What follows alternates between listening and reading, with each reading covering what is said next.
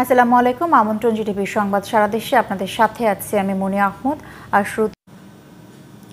খুলনার ফুলতলা, ডুমুরিয়া এবং যশোরের অভয়নগর, কেশবপুর সহ ৬ উপজেলার মৎস্য ফসল চাষিদের জন্য এ সময় আশীর্বাদ ছিল ডাকাতিয়া।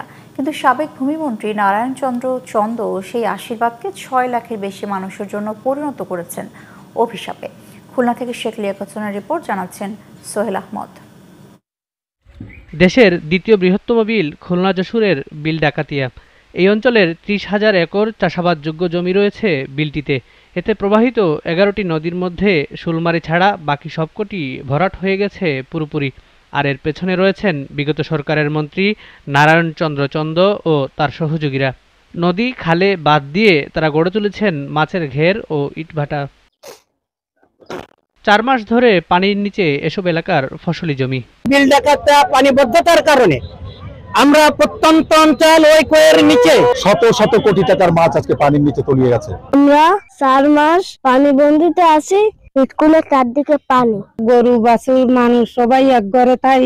পানিবন্দী মানুষের মুক্তিতে নদী ও খালের পানি চলাচলে প্রতিবন্ধকতা তৈরি করা, বাঁধ অপসারণের দাবি স্থানীয়দের।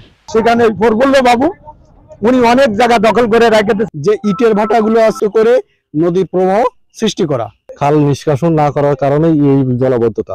পানি নিষ্কাশনের নদী খনন সহ মধ্যমেয়াদী পরিকল্পনা নেওয়া হয়েছে বলে জানালো পানি উন্নয়ন বোর্ড। ফুলমারির সাথে সব কানেক্টেড ছোট ছোট খাল যেগুলো পানি পরিবহন করে বিল ডাকাতিয়ার, সেগুলো খনন ধরা আছে। ফুলমারি গভর্নমেন্ট রেগুলেটরের উজানে 5টা পাম্প আর রামলিয়া রেগুলেটরে, আশা করি এটা দ্রুতই পাস হবে। বিল ডাকাতিয়া ও পার্শ্ববর্তী ভবদহের এ সমস্যা স্থায়ীভাবে দূর করতে উদ্যোগ নেবে সরকার।